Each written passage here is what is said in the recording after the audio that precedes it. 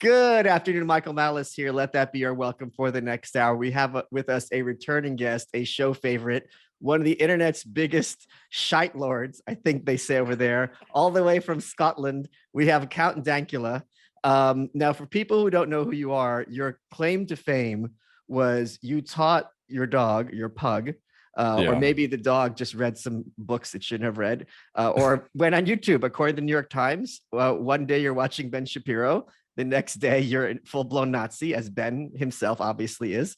You taught your dog to give a Nazi salute, and because of that, you had all sorts of legal issues, including the threat of prison. You refused to back down because you didn't do anything wrong. If anything, the dog should be in prison. What is the latest status of that situation? Well, it ended up like going through a 2-year trial. So my trial lasted twice as long as Nuremberg.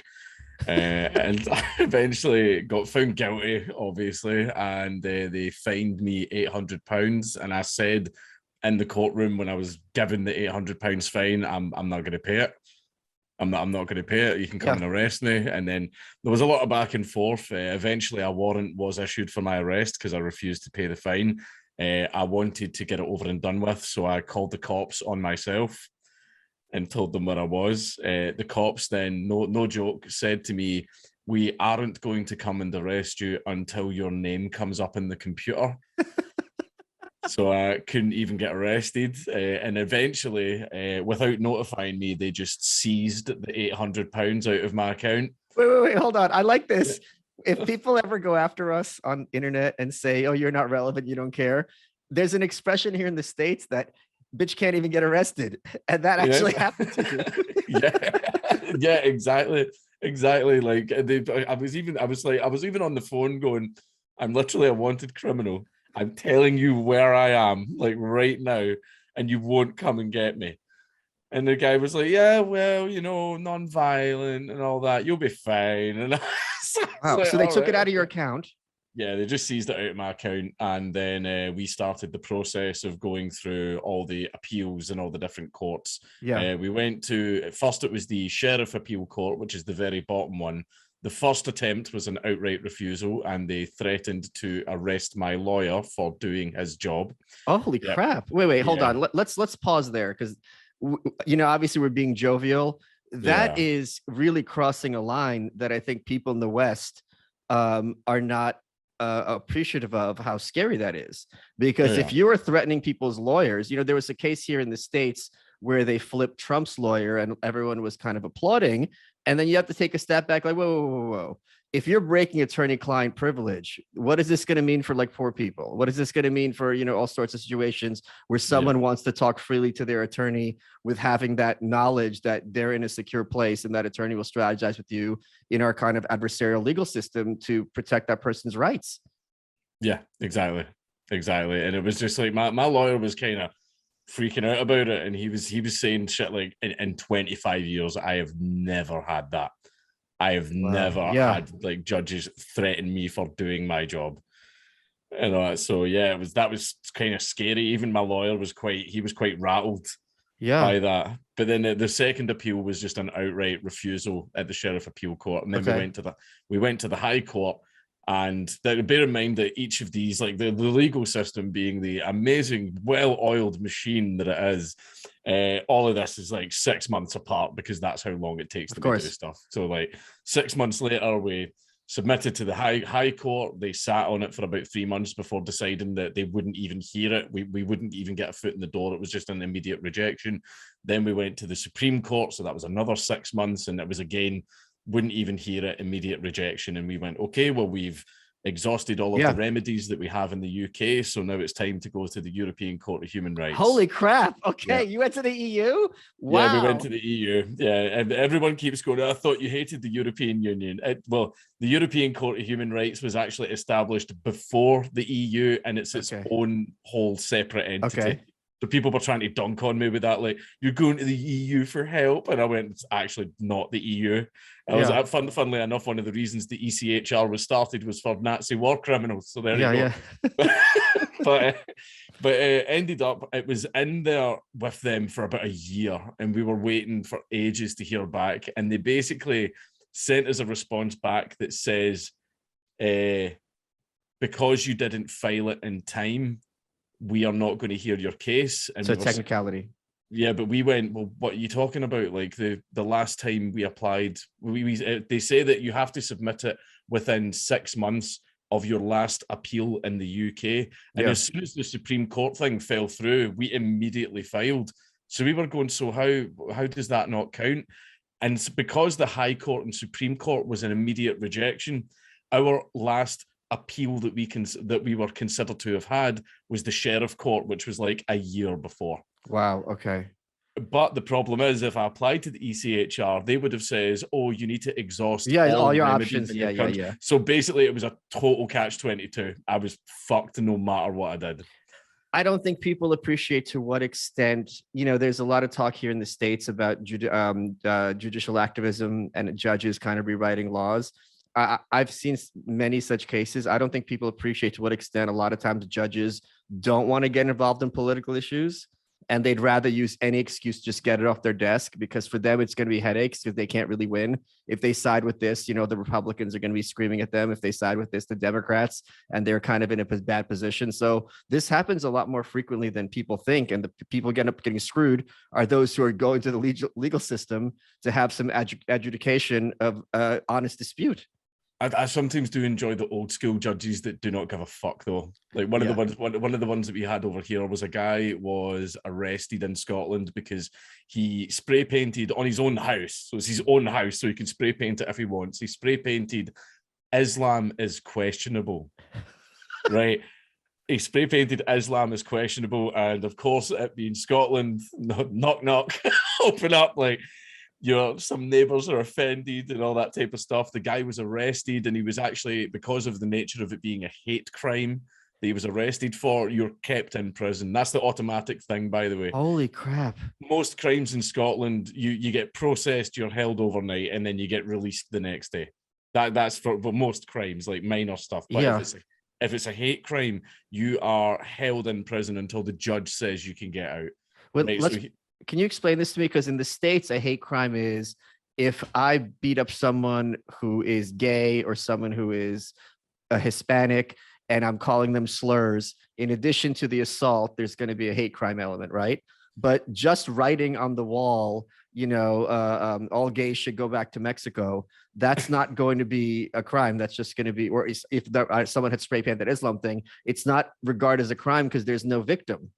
So it's different in the UK? In Scotland especially, and throughout the UK, it's horrendous. If you display any kind of message that people find offensive, you can be arrested for it.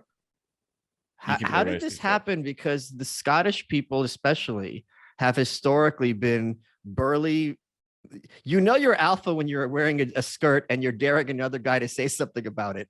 That is badass, right? You're like living in these cold moors and it's not a hospitable climate, but the Scottish have historically been regarded as very tough. Not anymore. Not anymore. That's all completely fell by the wayside. One of the things that's most hilarious about the current state of Scottish politics, and I can tell you the origin and how things became this way. And Please. It's basically our right wing, allegedly, whenever I say like the ruling party right now is the Scottish National Party, so everyone's like, "Oh yeah, that sounds right wing as fuck." No, they're far left. Wait, no one thinks they're right wing. Because it's nationalist. A lot of people around the world, when they go, "Oh, Scottish National Party," it must be a right wing populist. No, party. Nicola Sturgeon is like a commie. Yeah. She was that girl who listened. Look her up, Nicola Sturgeon. She's the head of the SNP. Look her up in high school. She had that weird haircut. And she was listening to the Smiths and The Cure, writing in her diary about Nita's murder. She is that girl, and now she's the head of the SNP.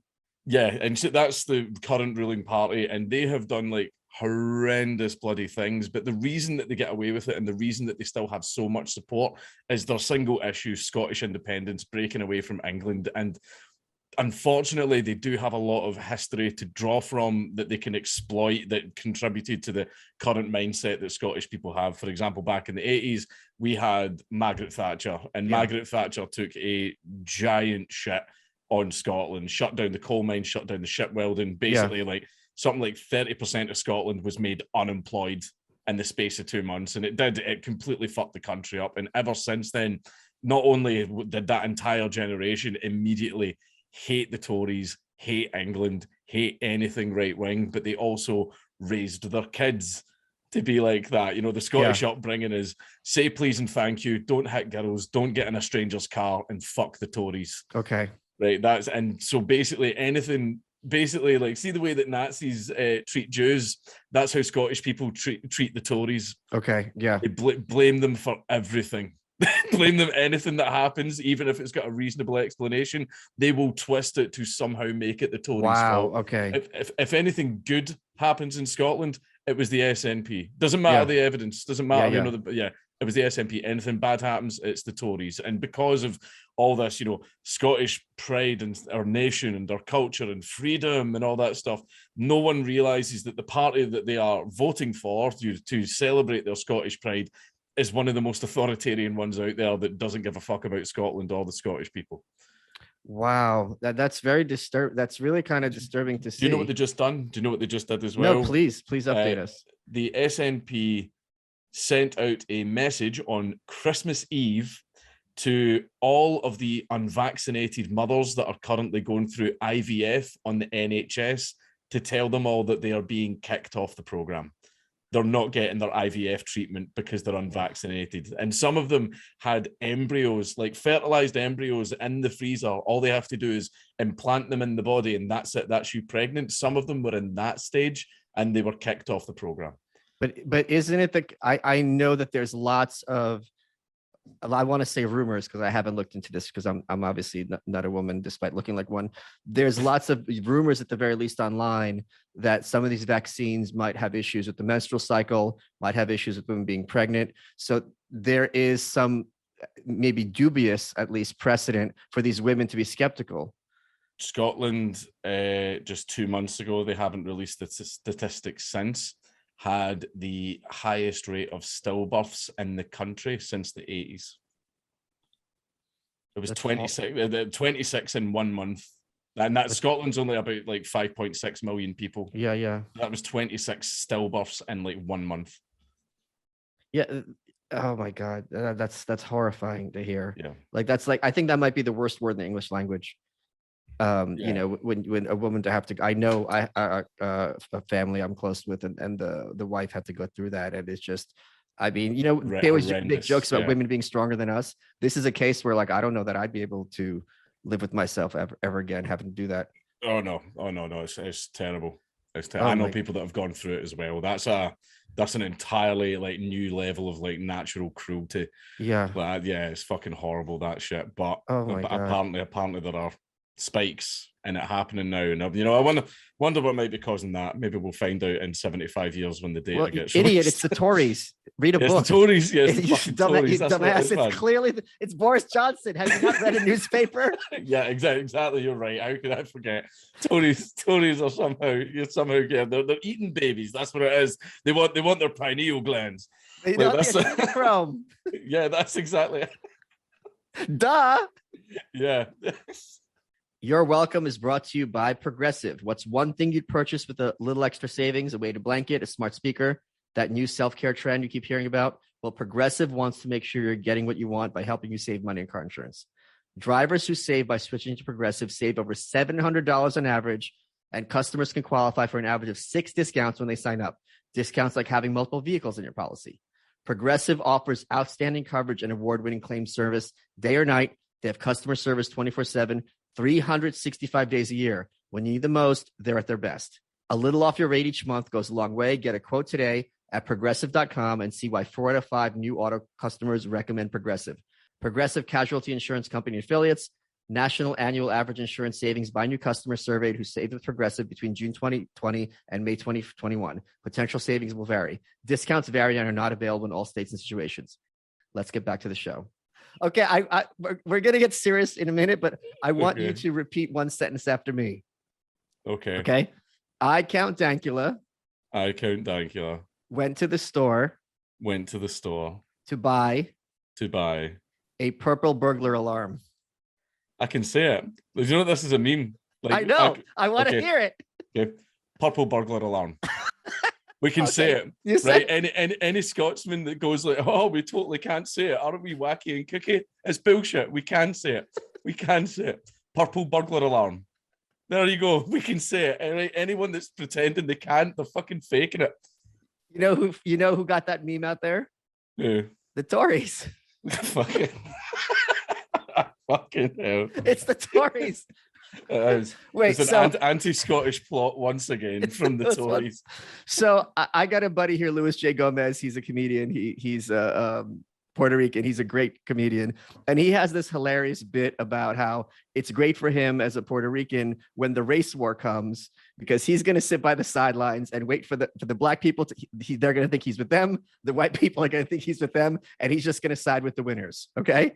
So everyone knows, most people know that there's historic and enormous amount of animosity between the Irish and the British, the Troubles. And this is no joke. Something you might not be aware of. There was a great moment here in the States when the Cranberries had their first album, and they were on the David Letterman show, and Letterman introduced them as saying, "Oh, we've got this great British band, the Cranberries." And then it goes to commercial and it comes back. And apparently Dolores O'Riordan took out one of his kidneys. He goes, "Just want to clarify, they're Irish. They're not British. It's from that area." So where do the Scots fit? Who do you guys side with in that war? Oh, it depends who you ask, because the situation in Ireland is the same over here. If a Scotsman's Protestant, then he sides with the British and he loves the Queen. If a Scotsman's Catholic, then he sides with the Irish and dreams of a united Ireland, and all the Ulster Scots can leave Northern Ireland and fuck off back to Britain if they love it so much, right? It's like, but it's the thing is, the problem is, like, Americans and everybody makes jokes about that, but see, like, everyone's like, "Oh, I'll make jokes about Muslims, I'll make jokes about the Jews and all that type of stuff." But then when people ask me, I'm like, "Well, make jokes about the Troubles." Nah, I'm not doing that, man. Like, that's dangerous.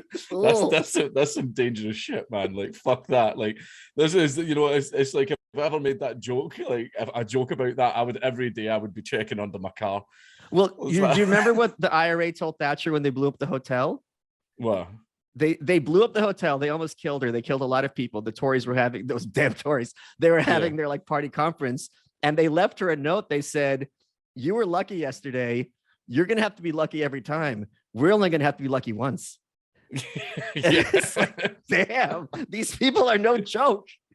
Oh no, the thing is, they're all still out there. Like, tons of them are still out there, because you know about the Good Friday Agreement. Yeah. Like, basically the IRA says, "Okay, that's fine. Like, we will stand down and put an end to the Troubles. You need to release every single one of us that you've imprisoned."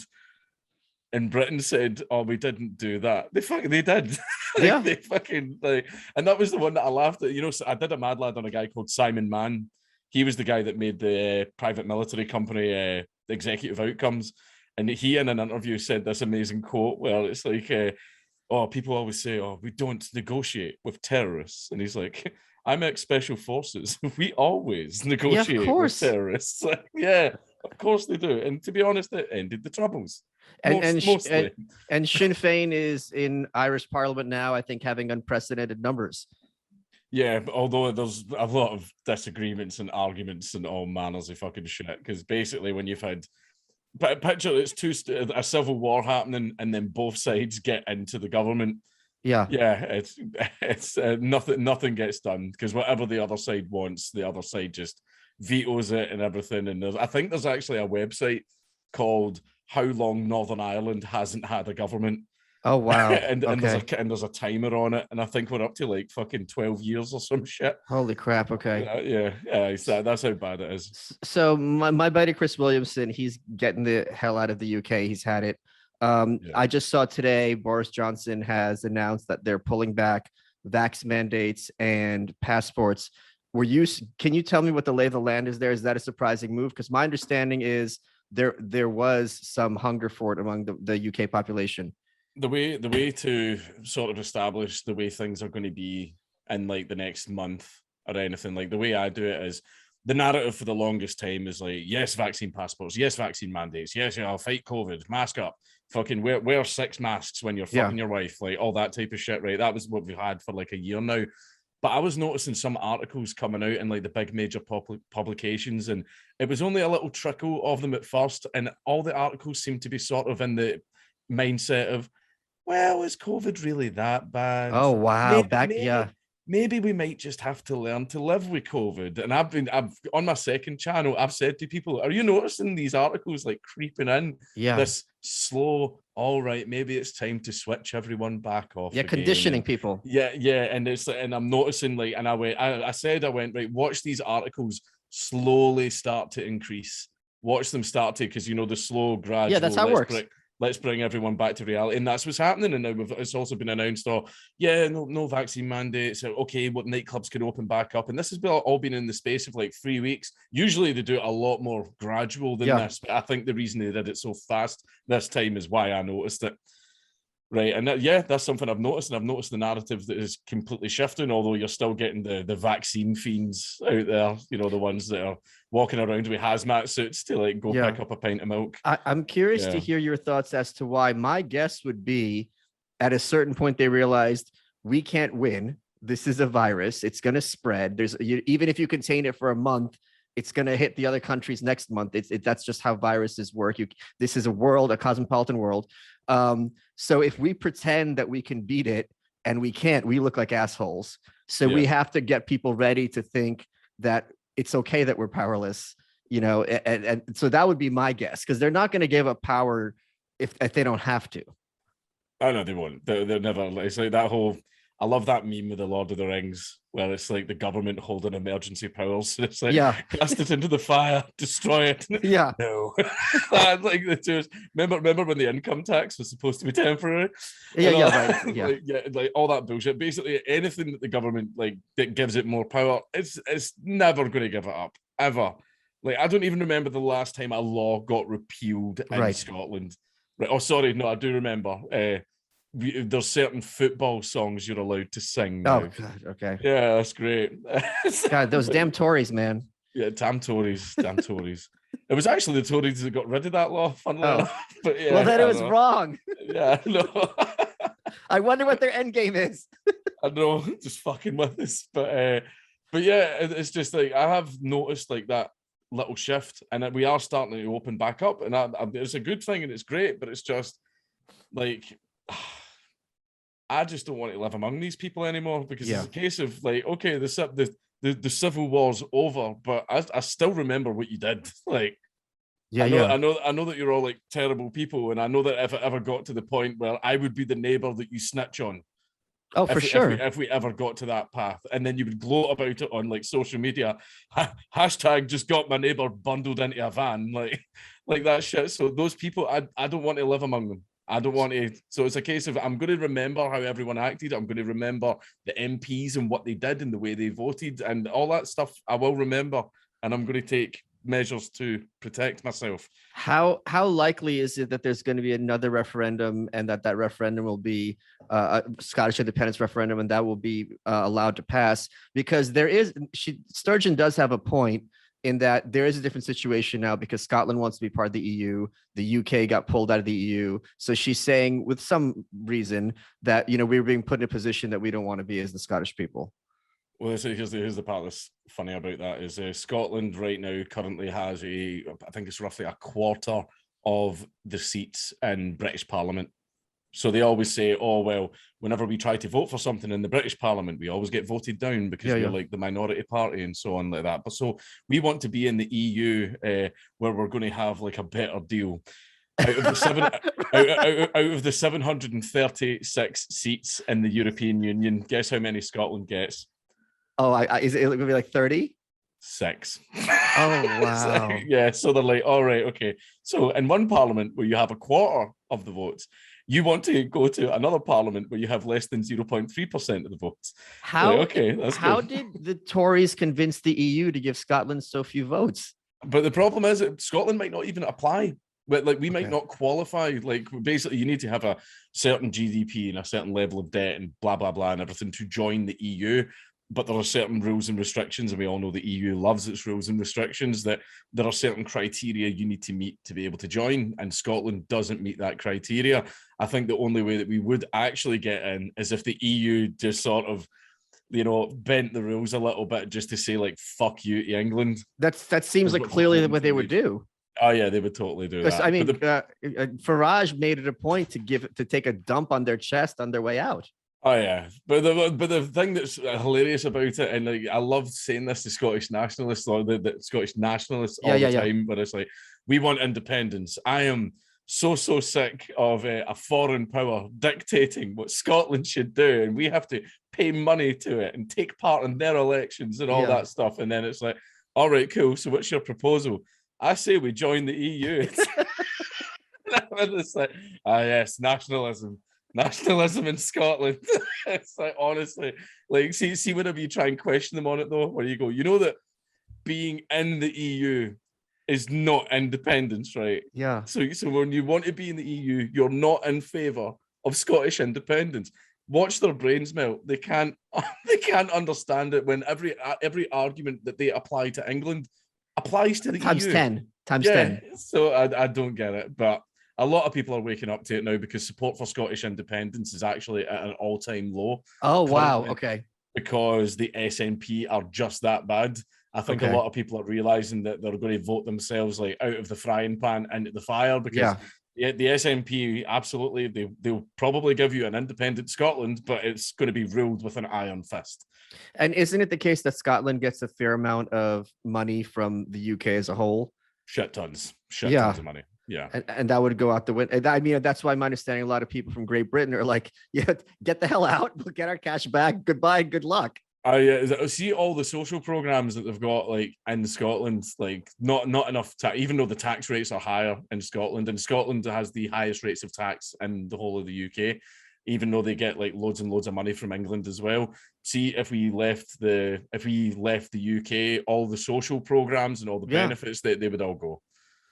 It sounds to me like the Scottish people are even more blue-pilled than the British people, which is saying something.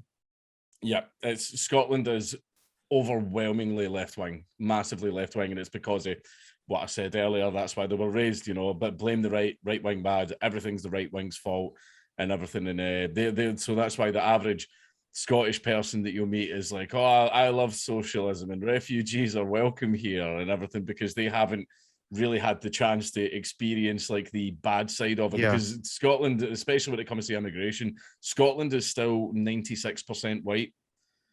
And the reason for that is immigrants come to Scotland and it's cold and it's miserable and there's no fucking jobs. So they go to England where all the jobs are. And that's a real thing. Like, that's a real thing. That's why, because when immigrants come over here, they can go to anywhere in the UK that they want. It's just when they come to Scotland, they don't hang around long and they just fucking leave.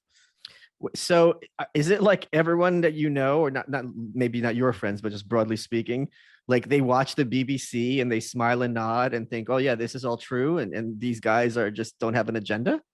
Sometimes there are some friends that I've got who that's just like the rut that they fell in. And it's sort of whenever you try and explain stuff to them, they go, what do you mean the media would lie? And you're like, they do it all the fucking time. Holy like, crap. What do you mean? And it's sort of, and it's weird how their mind can't approach the point of, okay, I think I'm being fed a lot of bullshit here. Like, they can't even conceive that notion. They think that if information comes from an authority like mainstream media or the government, then it's 100% fact. It's 100% true. There's no ulterior motive or anything like that. And I'm sort of, well done to them. The propaganda fucking worked well. Or sometimes they make mistakes, but in that case, the person's fired. Yeah. Oh yeah, absolutely. The person's fired, not just ghosted to another department. So are you committed to remaining in Scotland then? Yes, I want to try and make my country better by I will support Scottish independence because I think the more countries we break up, the better. Yeah, agreed. Yeah, and I believe, at least I hope, that once we become independent and we're free from England and all that other stuff, and the SNP will not have England and Westminster and the Tories to blame, right? And they will continue with their perpetual constant fuck ups. Like just this week, it turned out that 70 million just went missing. Right? The Tories took 70 million pounds from you guys? No, here's a better one. No, the Tories gave the SNP £70 million to give out to councils to help them during the pandemic.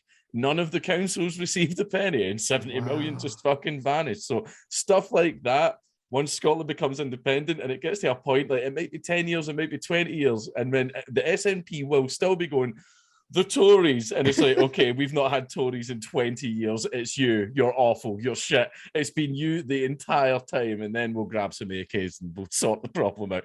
But it's like, I'm just saying, eventually everyone is going to realize that the SNP have just been lying the entire time and realize that they're a dog shit party. And then, and also just politicians being sociopaths. You're going to have different wings within the SNP because someone wants to be like, blame Nicola, I'm the good guy, and then you're just going to have those internal squabbling. Even if they were all angels, it's still going to happen. Or the SNP are very, very Stalinist when it comes to dissenting opinions within the party. Wow. A lot of people get immediately kicked out. You disagree with Nicola, then your days are numbered. I think there's been about 3 MPs that have been kicked out so far. Holy crap. Because they disagreed with the party policy. But there's another guy who's in the SNP, and me and him have like fucking huge problems with each other. I can't believe I'm blanking on his name. Even at Hamza Yusuf, that's his name, but we all call him Hamza Useless. Fucking terrible. And he was the guy that was actually in charge of, he was the police minister for a while, so he was in charge of like law enforcement and all that, and he brought in the Scottish hate crime bill, which we were all fighting against for a long time. And in the Scottish hate crime bill, you can get up to 7 years in prison for possessing an offensive meme on your phone. So you don't even have to send it to anyone. You don't need to post it. You don't need to share it among friends or anything. Just it being on your phone is enough for up to a 7-year sentence. Hold on, let me text you Mein Kampf right now. I've never liked you. See you in 7 years, asshole. Exactly. You could do that to people though. You could send them messages and get them into trouble. That's what some people were doing with like guys in Saudi Arabia who were arguing with them in games. They were posting pictures of gay porn because that's illegal there. And they were trying to get them arrested.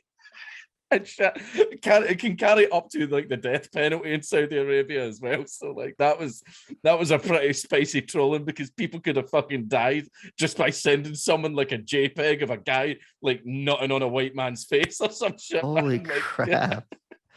Yeah. So that's another thing. But ended up that decision, the law passed because Scotland, of course it did. But it was so unpopular and the SNP looked so bad that they quietly moved Hamza from that position. Oh, wow. Okay. They sort of went, okay, you took that a little bit too far and made him instead the health minister. So he's in charge of all the COVID stuff. And the thing that's hilarious about in every position he goes in, he's no idea what the fuck he's talking about. He's no idea what he's doing. And he fucking hates me. He hates me like so much. And there was a video of him in Parliament where he was riding around on a little scooter because he sprained his ankle while playing badminton and all that. And he's riding up this corridor really fast to make it for a meeting, and he just fucking eats shit really hard on the fucking floor. I love that video. I'm going to get it printed and hung above my desk. But you know, in Canada, they just recently admitted that they were using cell phones as tracking devices to monitor the movements of people who haven't been vaccinated. This sounds, if there's a meme on your phone that could give you, that's a felony, it sounds like they're pretty much admitting they've no problem without a warrant or maybe with one, just going into your computer or your phone. Is that incorrect? Well, here that's one thing that they can do as well. Is like, see, for example, the laws that we have over here, and a lot of places have it as well, is see if they're looking for things like child pornography. If you visit a website that has stuff like that, your ISP will mark your IP address and share that with law enforcement, which is good, fine. Yeah, absolutely. System, but you visiting that website at all, that's enough. You know, it's like you're seen walking out of a well-known drug dealer's house. Okay. You've probably got something on you, so that's enough for a stop and search, right? And it's the same with that this person probably downloaded some shit, so let's go in. However, as for offensive memes, Facebook, Twitter, websites that literally everyone uses, that system of, this person used Facebook, they probably downloaded some offensive memes. That's a free warrant. That's free warrants on anyone for any reason. If just from visiting Facebook and Twitter or Reddit or any of these other websites, boom, they get instant access to your phone, computer, house, all that stuff. So yeah, fucking just printing out, money printer go brr, fucking like warrant printer go brr. Yeah, exactly. So that's another thing that they can do with that. And I think that's one of the main reasons why they put that in the legislation as well. I lived in New York all my life. I don't even know how to drive. So it got to a point where I can't take this anymore. And this summer I moved from New York City here to Austin. What is it going to take for you to be like, you know what, I can't do this. I've done what I can, but burn it all down. I see when it gets to the point where I notice people getting rounded up. Yeah. Like if it gets to that point, I'm out. And I've got gold bullion hidden places, man. Even if they freeze my bank accounts, I'll be fine.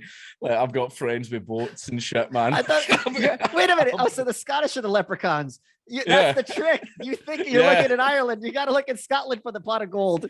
Dude, I know a bunch of people that literally have gold buried out in the woods and shit like that, man. It's like, I mean, there's a conspiracy theorist, and then there's being prepared. It doesn't hurt. Like I'm just saying. You never keep it in your house. Never keep it in your house. Because they're going to search it. Never under your floorboards. That's the first place they look.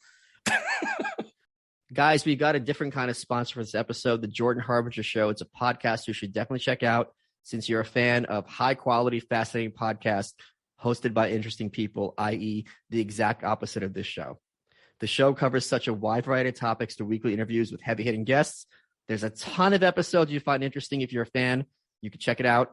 There's an episode for everyone, no matter what you're into. He's got a lot of cool guests. Like one week, he's talking to a hostage negotiator from the FBI. Another week, he's talking to a cinematographer who discovered lost city in the jungle. Something for everyone. The podcast covers a lot, but one constant is his ability to pull useful piece of information from his guests. You'll find something useful you can apply to your own life, whether it's an actionable routine change or just a slight mindset tweak that changes how you see the world. Search for The Jordan Harbinger Show. That's HARB as in boy, IN as in Nancy, GER on Apple Podcasts, Spotify, or wherever you listen to podcasts. Here's the URL, jordanharbinger.com/subscribe. The podcast on Spotify is jordanharbinger.com/Spotify. And to learn more about Jordan himself, you can just go to jordanharbinger.com/about. You guys ever feel like you're being followed around the internet? Maybe advertisers know a bit too much about you. So our sponsor, Ipvanish VPN, is here to help you take back your privacy and help you become anonymous on the internet. Ipvanish is a virtual private network, a VPN for short, which is an important tool that helps you safely browse the internet. You can use a VPN on your computer, tablet, phone, whatever it is when you're streaming media. When you use a VPN, all your data is encrypted. What you're watching, what you're searching, what you're reading. I know what you guys are doing, whatever it is that you're doing. That's important because what you're doing on the internet is no one's business but your own. For a listener of the show, Ipvanish is offering 65% off their annual plan, only $375 a month, super easy to use. Turn on with one click. It runs in the background, helps to protect you while you're browsing the web. Go to ipvanish.com/malice and use promo code malice. That's MALICE to get your 65% off savings. Their annual plan is just $44.99 for the first year with our discount. This is the time to sign up because with our discount and their current promotion, you can get a VPN for 65% off the usual offering. Here's the thing. Ipvanish is the best of the best. 4.7 out of 5 on Trustpilot with over 6,000 reviews. Remember, it's ipvanish.com/malice to get the deal and start protecting yourself online. Let's get back to the show. But I mean, in all seriousness, I'm sure you've seen what's happening in Germany.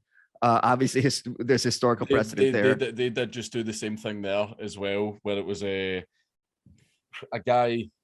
Apparently there was an incident outside a restaurant in Germany where a guy died. Apparently there was an altercation, and I think it was one of those things where the guy fell and hit his head on the ground. So the police are like, we're going to investigate this as a murder. And they managed to find out everyone that was in the area due to them being tracked on. See how like the COVID tracker app where you check into the restaurant, they managed to send a warrant to the company that ran it, got access to all the data, and basically like did some minority report shit and went, these are all the people that were witnesses, tell us what you know. They were all getting police at their door. I mean, I think it's up to a witness whether or not they want to go to the police, but instead the police like hunted them all down by doing, see how the thing they said they weren't going to do? We're not going to use this data to like track your whereabouts or anything like that, but then every single one of these people got like the police at their home address. And I mean, but also there was footage of this girl who was who shoved a cop, and then he was running after her and fell, and it was very comical. But then there was Yeah. another footage where she's unconscious, they're dragging her along, so they did get to her. So in Austria, I think everyone who was unvaccinated was on house arrest. I'm sure you've seen what's happening in Australia. 3,600 euro fines in Yeah, Austria, yeah, for not being vaccinated. but I don't know how often you're going to get those fines, but I'm pretty sure it's not just going to be a one-off. and as you've seen yourself, the banks are in on it. So if you say I'm Yep. not paying this, it's like, that's nice, Dank. We're just going to take it out and then have a nice day and good luck, and try to Yep. fight this in a court that won't even give you a hearing. So for better or worse, the point I've made is some very, very bad people have gotten some very, very useful information about what the population will put up with. And there's no question that, being human beings, they're going to use that information to further their agenda. How far can we take it next time? Right. Yeah, exactly. And it's going to be a lot further. It's like, the famous thing that Jordan Peterson said, they push and push and push until people start to scream, and then they stop.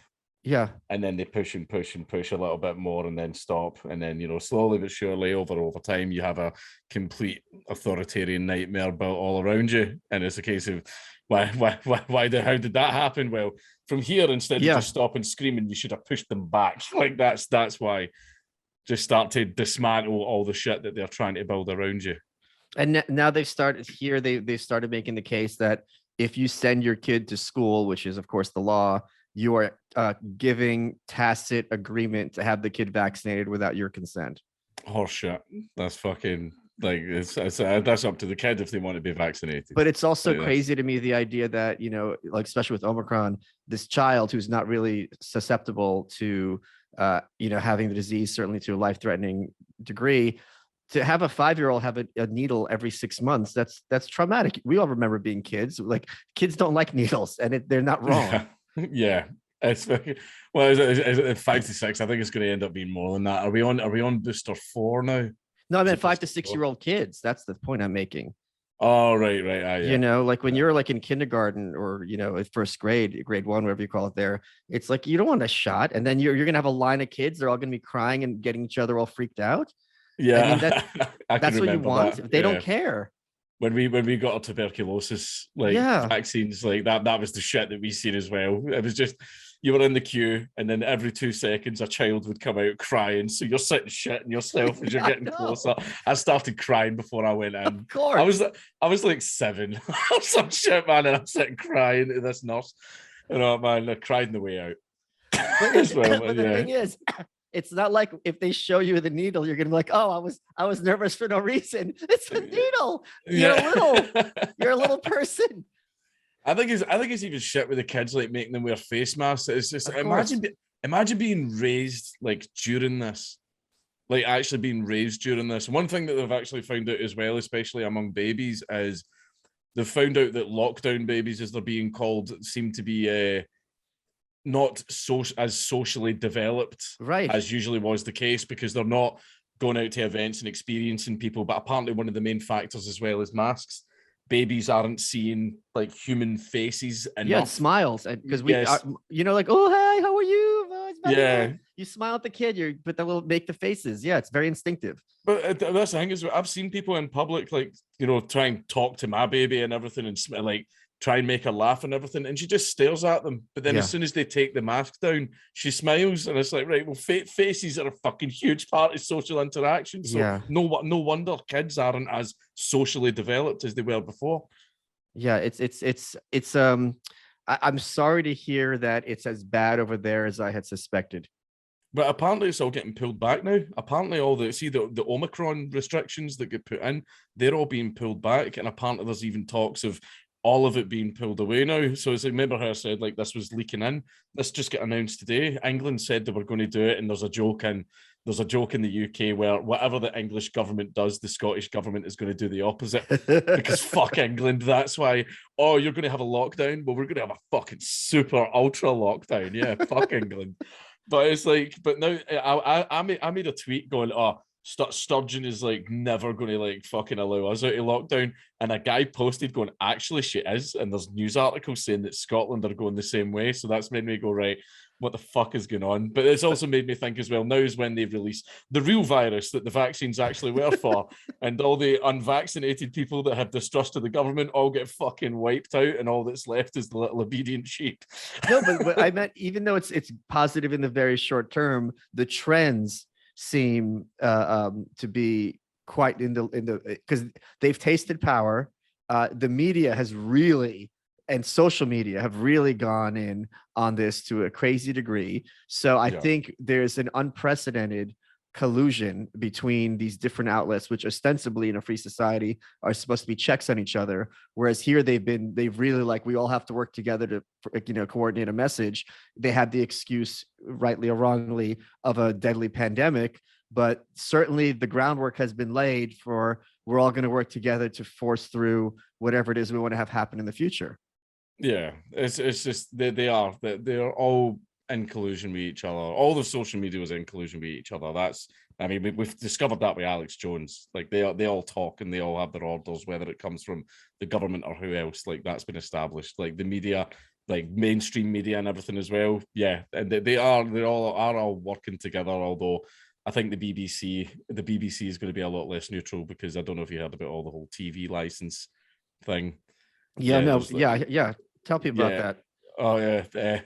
Where the Americans and everybody else around the world fucking laughs at this, because you know that fucking British thing. Oh, where's your breathing license? Yeah. All that stuff, man. But over here we need to pay for TV licenses. But they say, oh, you only need to pay it if you watch the BBC, and the BBC is the British Broadcasting Corporation, who totally are not a propaganda wing of the government. They're totally not. They don't get any government funding.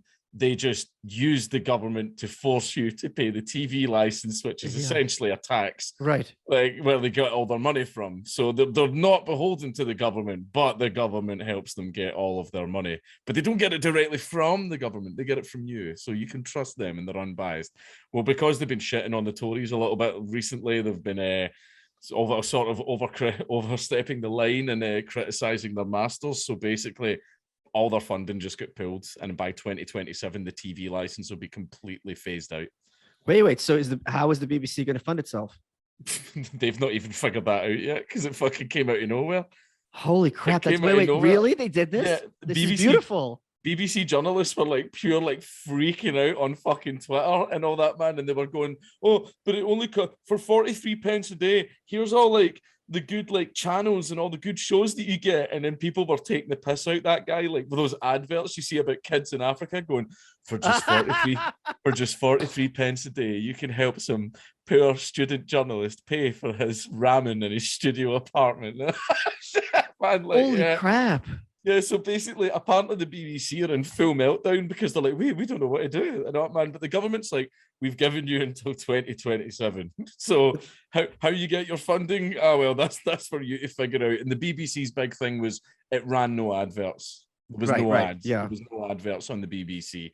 So that's why and they've always avoided that and they've always been against it. But it looks like that is what they need to do now.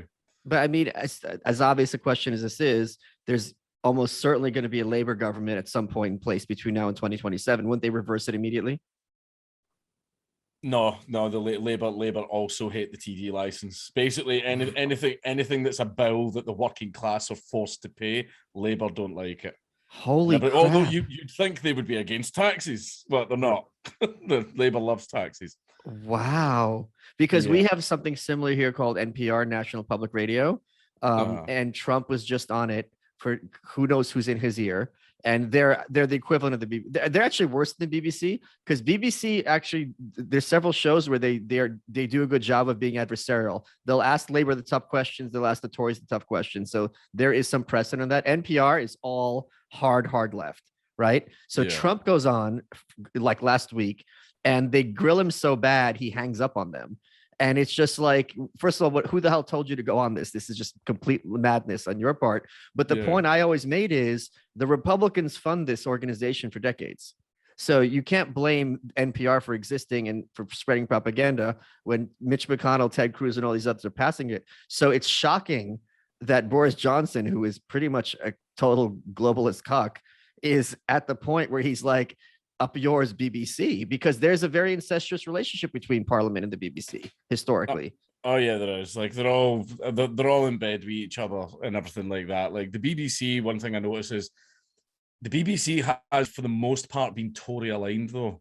Like throughout history, the BBC has been Tory aligned, and I think it's because everyone that was like a high executive at the BBC was always like, they were the rich people that knew the Tories. Like, the rich people all know each other and help each other. Oh, those high Tory like blue bloods. The The party, grandees. Exactly. They all went to Eton School and all that type of shit, right? So they all know each other. But because I remember during the Tony Blair years, like the BBC were fucking hammered Blair. It was like, oh my god, a Labour government, fuck this guy. Oh, Iraq, terrible, horrible. Afghanistan, terrible, horrible shit, and all that stuff.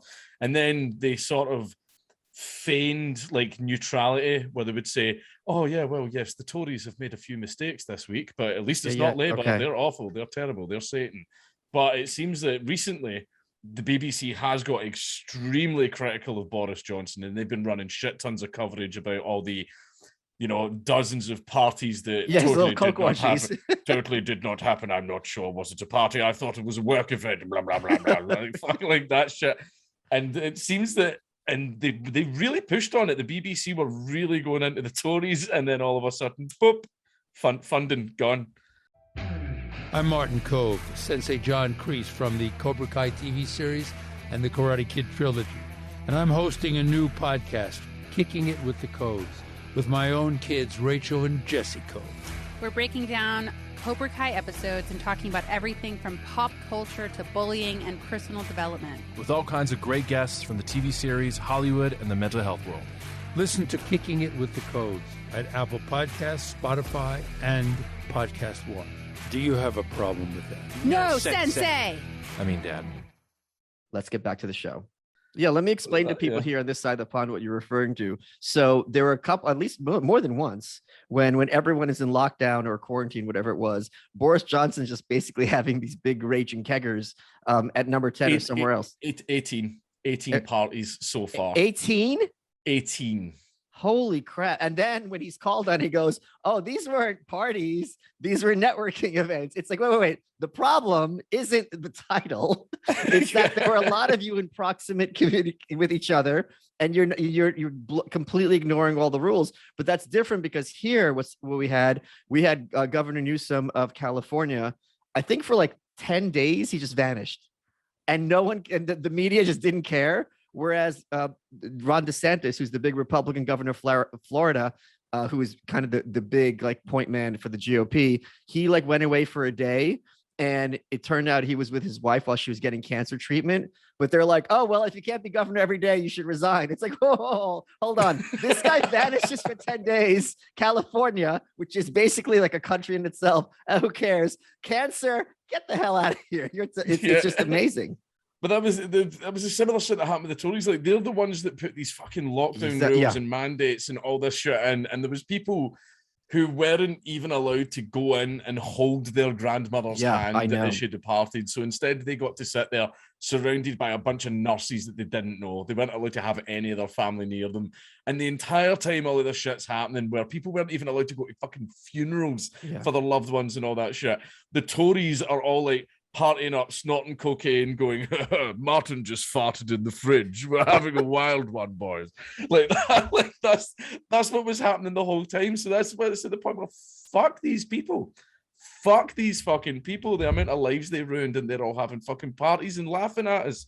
It looks like they're laughing at us. And from what I saw from articles yesterday, it looks like there's actually a movement within the Conservative Party to get Johnson out based on this. Fucking yeah, there was I forget his name. I think it was Dave Davies. What a name. He posted a tweet earlier where he basically says he stood up in Parliament and said to Boris Johnson from behind him, because it's his party, like, right, you have to go. You have to fucking go, not man. But it's a case of everyone. Most of it, I'm just going to say, is people are like, oh, I'm doing the right thing.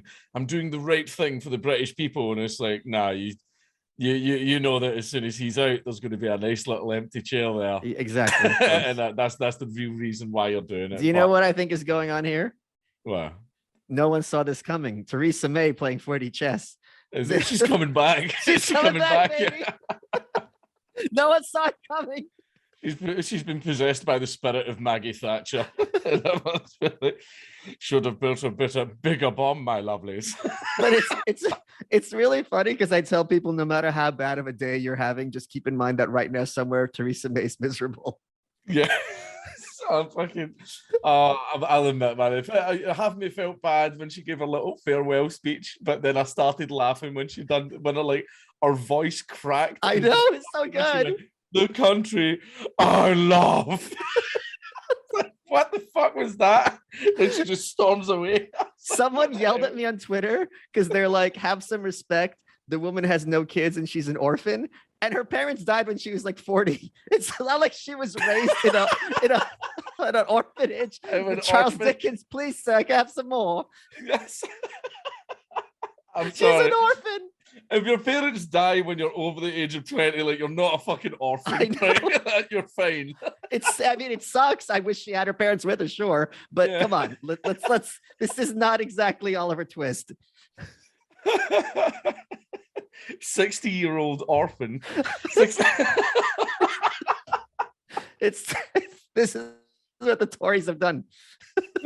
They've turned senior citizens into orphans. Oh my God. Is it so? It seems to me that the politics over there in the last 3 years have actually gotten ridiculous to the point where it's humorous. Yeah, they've gotten a lot more polarized as well. Okay. Because basically the right wing are massively outnumbered, like in Scotland, and you get people that whenever they're at work and they overhear their colleagues talking about politics, they just don't say a thing because they can't be bothered with the argument. But then you get people like me that don't like give a fuck. Like someone was handing out leaflets today for like a local MP and everything, and they handed it to me because I was outside my house, and I just went, I was at the SNP, and I ripped it up in front of them because I was like, fuck you people. Yeah. Man, like, yeah, she just awkwardly walked away. I felt a little bit bad because I was like, oh, you're just handing out leaflets. You didn't really do anything. I was a bit of a dick there, but she'd already left. Oh well, it's done now. but it's just, yeah. It is a total meme where you have nationalists, people that call themselves the Scottish National Party, that want independence from a foreign power so that they can hand their independence over to another foreign power and be their own independent country, but with open borders. It's like, I don't understand. Yeah, what is the big issue that they feel that Great Britain is preventing them from implementing? There are certain things about devolved powers. So there's certain things that Scotland is in charge of in its own right with the Scottish Parliament. Okay. The other things that they always say, oh, but there's still some things that are in control of England. So if you see, for example, like Scotland couldn't go, oh, murder's legal. We've repealed the law on murder. Like England can go, no, you can't do that. So about 80% of the shit's still controlled by England, but Scotland has its own immigration.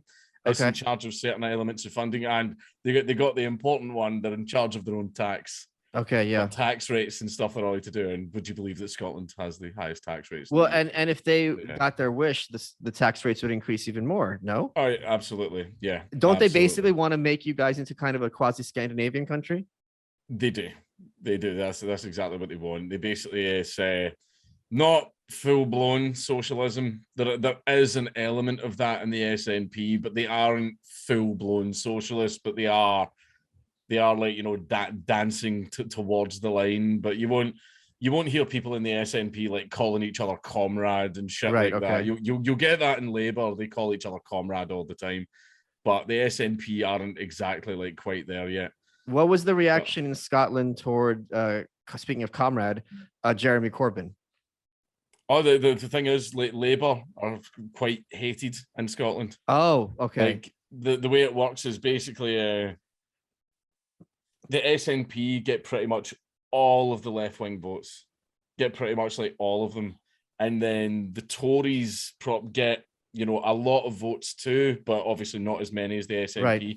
And then Labour are the ones that like lag behind.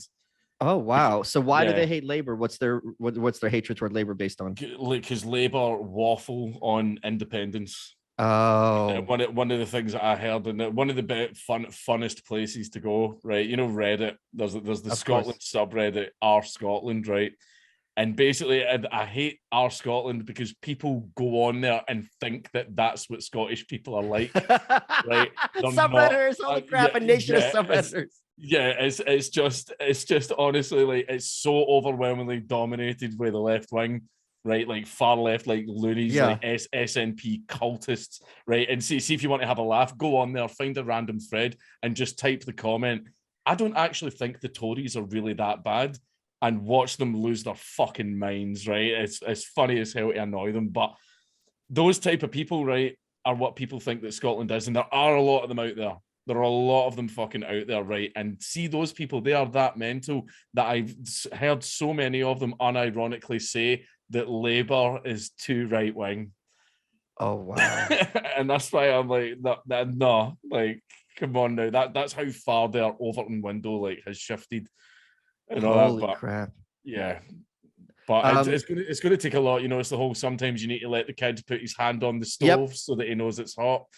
But the problem is, a lot of these kids are down to the fucking bone, like fucking 5th and 6th degree burns, and they've still not fucking realised. look what Boris Johnson did to me. Yeah, I can't believe Boris Johnson did this. Why He's did holding Boris his Johnson, own hand. Yeah, why did Boris Johnson make me put my hand into the stove? Yeah, I can't believe it. Fucking Tories doing this shit again. Count, we're running out of time. What has been your favorite part of this interview? Just having a laugh with you, man. Like, it's been a while since we've actually sat down and spoke, man. But it's been good seeing you again and having a laugh. I thought you were going to chat to me about Hopper or something like that as well. You are welcome.